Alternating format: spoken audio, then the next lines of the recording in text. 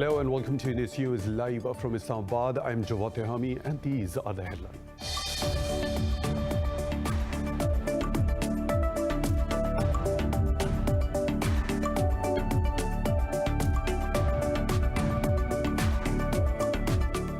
The politicians from Indian-occupied Kashmir have refused to endorse the revocation of the valley's status. After a 3-hour-long meeting with Prime Minister Narendra Modi, People's Democratic Party leader Mehbooba Mufti said Kashmiris will continue their struggle constitutionally, democratically and peacefully to restore Article 370. National Conference leader Umar Abdullah said they will fight in court for the restoration of Kashmir's special status.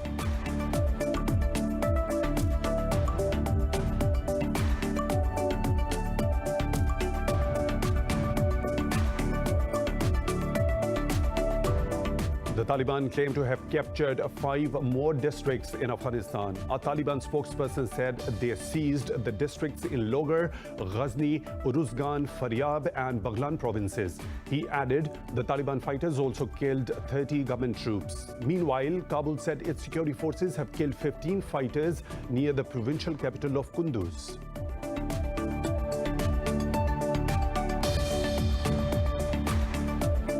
Russia has warned the UK that it will bomb its warship in case of border violations in the Black Sea. Deputy Foreign Minister Sergei Ryabkov asserted this a day after a Russian warship fired warning shots at a British destroyer. However, UK's Prime Minister Boris Johnson said the British warship was acting legally in international waters.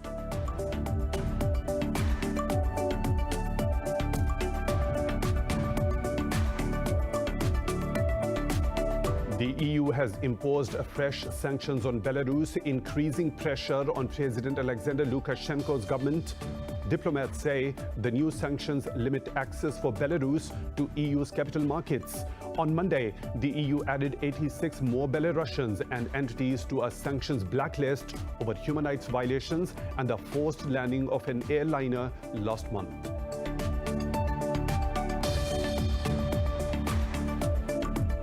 Brazil has registered a single-day record of more than 115,000 coronavirus cases.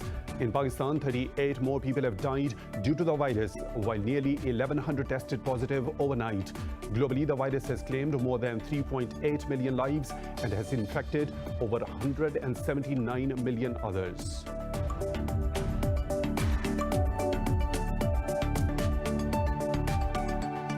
Those were the headlines and detailed stories right after a short break. Stay tuned.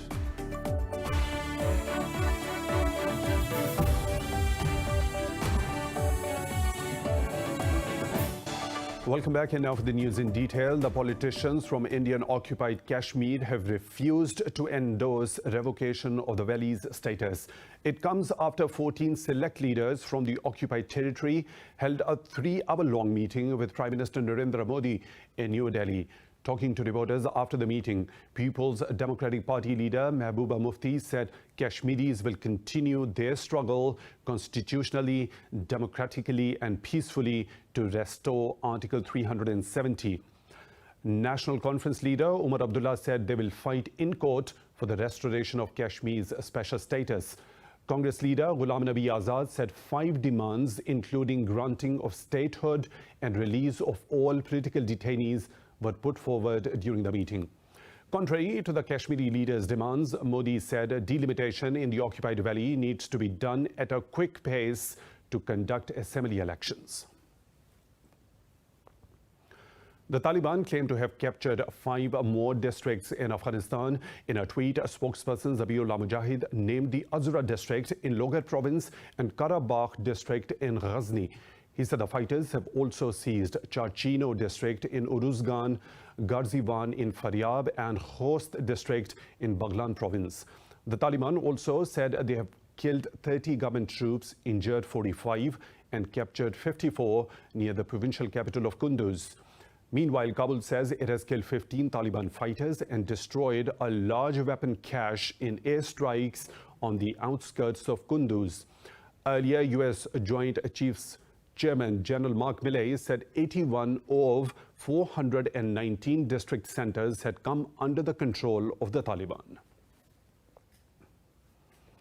A U.S. delegation will visit Turkey on Thursday to discuss security at the Kabul airport in Afghanistan.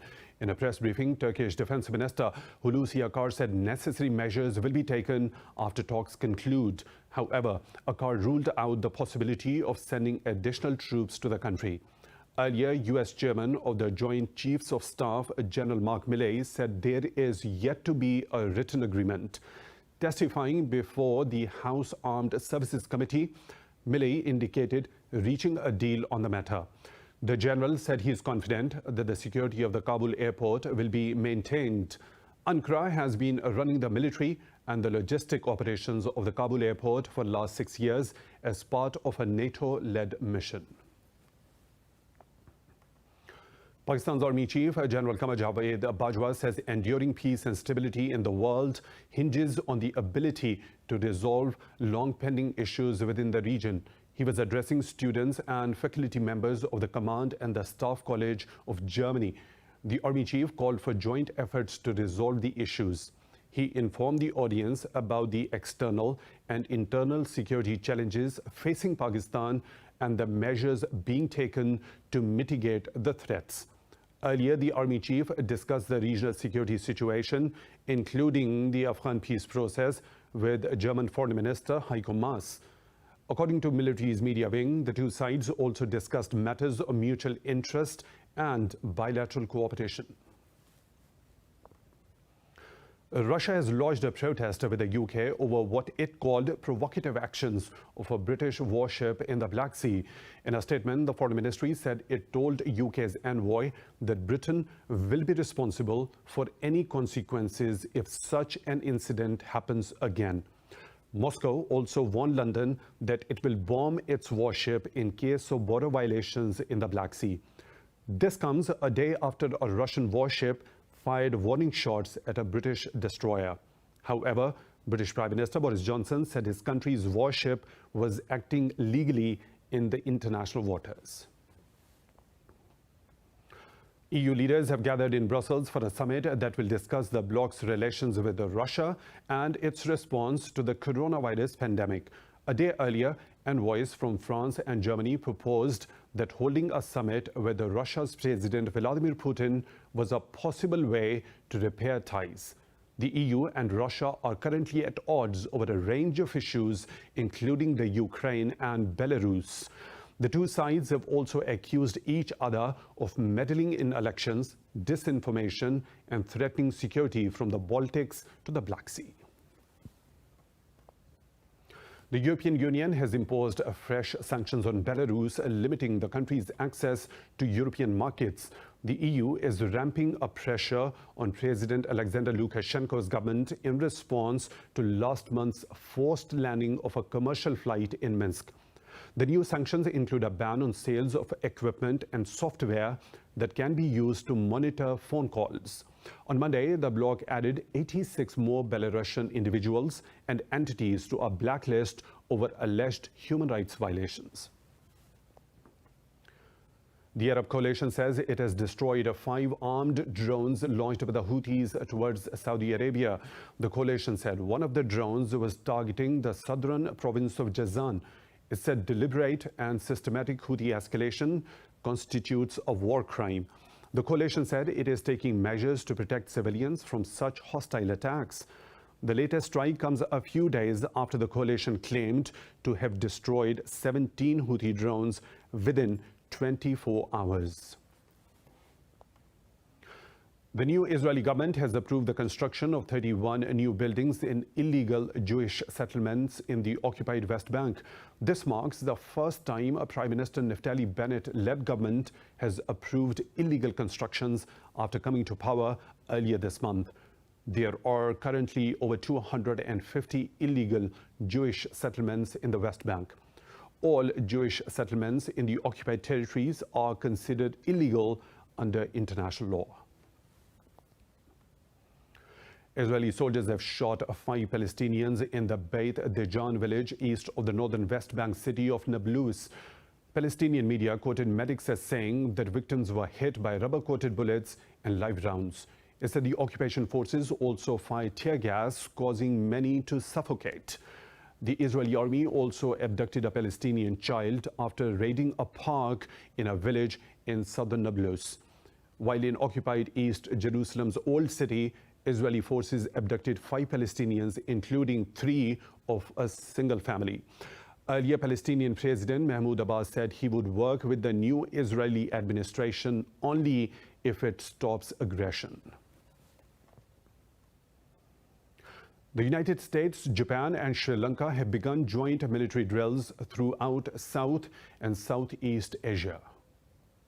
The United States Pacific Fleet said the 27th annual exercises highlights Washington's commitment to a free and open Indo-Pacific. In a statement, it said the exercise ensures maritime security, stability, and prosperity. Expeditionary Strike Group Commander Rear Admiral Christopher Engdahl said the drills create an opportunity to sharpen skills and share the experience. This is the first year that the Japan Maritime Self-Defense Force is joining CARAT, Sri Lanka, as an official participant. Japan's Ground Defense Force and the U.S. Army are also holding one of their largest ever training exercises. The Orient Shield exercise will be conducted across the country through July 11th. Meanwhile, Indian naval ships and aircrafts are participating in a 2-day passage exercise with the USS Ronald Reagan during its transit through the Indian Ocean region. Moving on, Beijing says Taiwan needs to be clearly aware that its future lies in reunification with mainland China. Defense Ministry spokesperson Ren Guoqiang warned Taipei not to rely on Washington for independence. Ren said the recent Air Force drills were necessary to safeguard national sovereignty. He repeated Beijing's stance that Taiwan's independence will mean war and any such attempt is doomed to fail. The spokesperson also called on the U.S. to understand that China's rise cannot be stopped by any force. Brazil has registered a single-day record of more than 115,000 coronavirus cases. Globally, the virus has claimed more than 3.8 million lives and has infected over 179 million others. More in this report. As daily cases in Brazil hit a record high, investigations into government's alleged neglect gain momentum. A Brazilian Senate committee has allowed Google, Facebook, and Twitter representatives to testify in an ongoing probe into the government's handling of the pandemic. The Senate committee and prosecutors are investigating why the government sought to close the deal for more expensive vaccines from India while ignoring early offers from Pfizer. Meanwhile, Brazil is set to receive 3 million doses of Johnson & Johnson vaccines from neighboring U.S. U.S. officials plan to strengthen cautions about cardiac complications as a side effect of the Pfizer and Moderna vaccines, mostly in people under 26. Unlike other parts of the world, the Delta variant is wreaking havoc in Russia, where Moscow and St. Petersburg hit all-time high daily death records. The death rate is extremely bad. For 2 days in a row, we've been getting a record daily death rate. Of course, this situation is partly linked to the safety measures adherence like mask wearing, etc. But nonetheless, it does not explain the spike we are observing now. So we studied the strains which predominated today, and about 90% of sick people in Moscow have got the Indian strain, so-called Delta variant. French authorities say the Delta variant currently accounts for 9 to 10% of confirmed new cases in the country. Over in Australia, too, New South Wales reported a double-digit rise in new local cases for a 3rd day in a row. Can I say, notwithstanding those circumstances, that since the pandemic has started, this is perhaps the scariest period that New South Wales is going through, and Dr. Chan and I are of equal view of that. It is a very contagious variant, but at the same time, we are at this stage comfortable that the settings that are in place are the appropriate settings. India has reported more than 1,300 deaths and just above 54,000 infections over the past 24 hours. Meanwhile, Saudi Arabia has authorized the mix and match approach for either the first or second dose of the vaccine. Pakistan has reported 38 more deaths from coronavirus in the past 24 hours. The health ministry says the death toll has surged to 22,108. It added at least 1,097 people tested positive for the virus overnight. There are 33,000 active cases in the country at present, with over 2,000 critical. Pakistan has reported nearly 951,000 cases since the pandemic began, with more than 896,000 recoveries. Prime Minister Imran Khan has thanked the Bill Gates Foundation for its help in eradicating polio from Pakistan. In a tweet, Khan said he spoke with Bill Gates over the phone. He said Pakistan has only reported one polio case since the start of this year.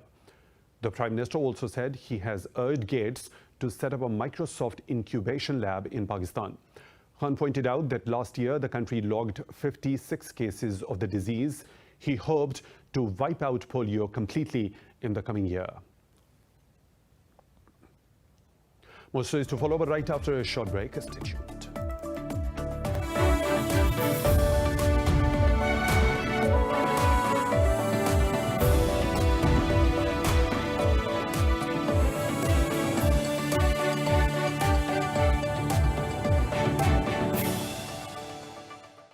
Welcome back. The toll from an airstrike in Ethiopia's Tigray region has risen to 64. At least 180 people were injured in an air raid on a busy market in the war-torn region. A military spokesman said that it carried out the attack on Togoga, but said rebel fighters were the target. He rejected reports that the operation targeted civilians. However, survivors and health workers said the aerial explosions hit a market at the peak of trading. This comes a day after residents said a new fighting had flared in recent days north of the regional capital, Mekelle. In Kenya, at least 10 soldiers have been killed after an army helicopter crashed while landing near Nairobi. In a statement, the military said the injured were airlifted to a military hospital in Nairobi. It said the soldiers aboard were on a training mission. An investigation has been launched to ascertain the cause of the crash.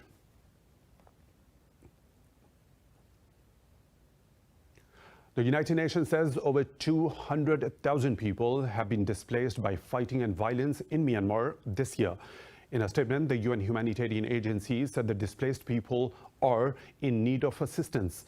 Myanmar has been in crisis since the ousting of an elected government in the February 1st coup, sparking nationwide protests. At least 877 people have reportedly been killed by security forces in the crackdown. UN Secretary General Antonio Guterres has appealed to extend a cross-border aid operation into Syria for another year. The mandate for the operation is set to expire on July the 10th. In an address to the Security Council, Guterres warned that a failure to do so would be devastating for millions of people. Russia's UN ambassador said aid can be delivered from the capital Damascus as the crossing violates Syria's territorial integrity. The Syrian envoy also called the crossing points as politicized and said it was a temporary measure for old conditions. Meanwhile, the US ambassador joined Guterres in appealing to the Council to vote in favor of the mandate. The US has once again voted against a UN resolution calling for an end to Washington's embargo on Cuba.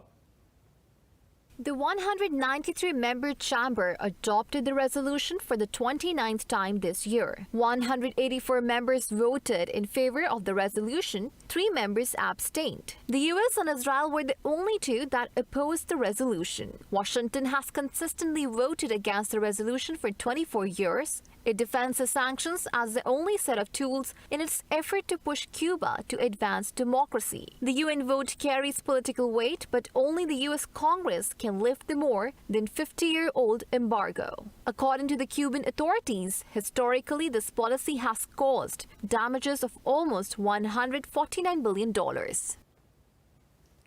A top US general warns that issues like water scarcity could drive a conflict involving 3 nuclear states, Pakistan, India, and China. In a webinar, Commander of the US Central Command discussed how non-military factors advance security interests. General Kenneth McKenzie said environmental concerns are often a key driver of conflict because they deal with basic human needs. He said rapidly melting Hindu Kush and Himalayan glaciers can undermine the water supply to 2 billion people living in South Asia. The general says sustainable states throughout the Middle East and Central Asia are important for regional peace and stability. The United States has declared domestic terrorism as the greatest terrorist threat it faces. Secretary of Homeland Security Alejandro Mayorkas made the remarks in an interview. He noted cyber attacks are another big challenge facing the U.S. and the world. Mayorkas said cybersecurity threat is not new, but it is growing and is one of the top U.S. priorities. The number of ransomware attacks increased by 300% in 2020. The Secretary said the cyber attacks are supported by states as well as carried out by criminal organizations. Egypt has retrieved 114 looted antiquities smuggled to France. French and Egyptian authorities carried out a joint operation to prevent the sale and trade of the relics. Egypt's chief public prosecutor Hamada Al-Sawi led a high-level delegation to Paris where the items were examined. The authorities took inventory of the artifacts to prepare them to be transferred to Cairo. The statement did not provide further details on the nature of the artifacts. In Spain, British-born U.S. technology entrepreneur John McAfee has committed suicide in a Barcelona prison. His lawyer says McAfee took the measure in despair of the Spanish court authorized his extradition to the U.S.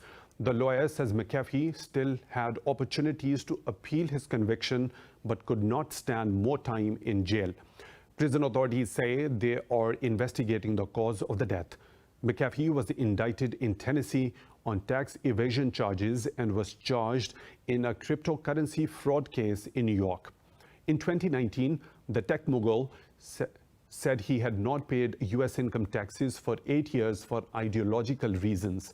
McAfee worked for NASA, Xerox, and Lockheed Martin before launching the world's first commercial antivirus in 1987. He sold his software company to Intel in 2011 and no longer had any involvement in the business. The program still carries his name and has 500 million users worldwide.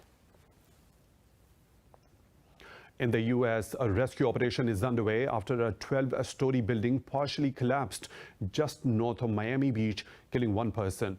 According to the U.S. media, at least 8 people were injured, and there are fears that dozens of others are trapped. Officials said the cause of the collapse was not immediately clear. The building was built in 1981 and has more than 130 units. In Japan, a month ahead of the Olympic Games, Tokyo has another reason to celebrate as the giant panda Shinshin has given birth to twins. This is the first panda birth the Unio Zoo has seen in 4 years and the first twin birth they have ever had. The gender of the cubs has not been determined and they have not yet been named. It is not immediately known when the newborn cubs are expected to go on display at the zoo. Pandas are notoriously difficult to breed in captivity as the females go into heat only once a year and can be picky about their partners. More stories to follow, but right after a short break. Stay tuned.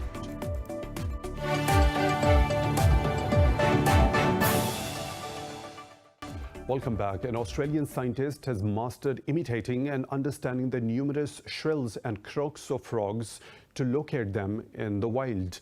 More in this report. Wading through a moonlit pond talking to frogs makes Michael Mahoney feel like a kid again. And the 70-year-old biology professor and conservationist at the University of Newcastle gets a thrill every time they call back. But the amphibian expert fears these same frogs are now more at risk of going quiet. Australia has about 240 species of frog, but around 30% of them are threatened in a variety of ways. Climate change, water pollution, habitat loss, and the shy-tried fungus. In my lifetime, I've seen 7 Australian frogs go extinct that I have seen myself and that no longer exist. When we don't hear the sounds of nature, we know something is wrong in our environment, and that would be an incredibly sad event. Beyond working to preserve their habitat across Australia, Mahoney has helped to develop a cryopreservation method to help bring back frogs back from the edge of extinction by banking genetic material. We test to make sure that sperm that we collect can fertilise eggs and that they maintain their fertility as a proof of concept. And so in Australia, what we've done in the face of the problems of a catastrophic loss of species is to establish the first genome bank for Australian frogs. He also contributed with other scientists to a study by the Worldwide Fund for Nature that found nearly 3 billion Australian animals were killed or displaced by bushfires in 2019 and 2020, including 51 million frogs.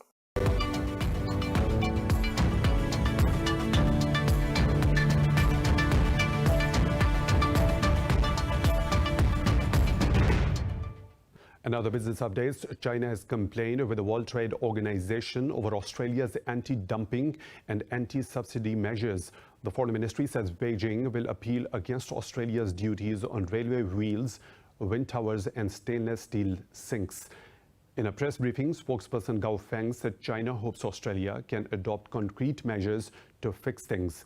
Meanwhile, Australia's Trade Minister Dan Tehan said Canberra was taken by surprise by Beijing's appeal. The complaint comes just days after Australia took similar action against China over tariffs on Australian wine. The U.S. stocks have risen as the market fully recovered losses triggered by the Federal Reserve's surprise policy pivot. The Dow Jones Industrial Average rose close to 1% higher at open. The S&P 500 landed in the positive category, opening more than 0.5% higher, while the tech-heavy Nasdaq Composite rose close to 1% higher at open. Oil prices dipped, but still held close to their highest in almost 3 years, supported by drawdowns in the U.S. inventories.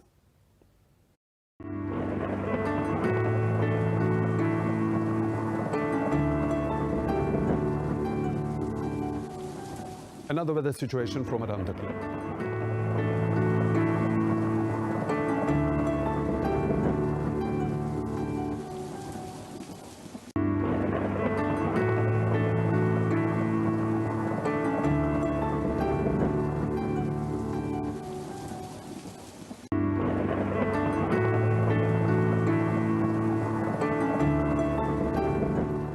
And that's all for now. For the latest updates, you can follow us on social media at Indus News.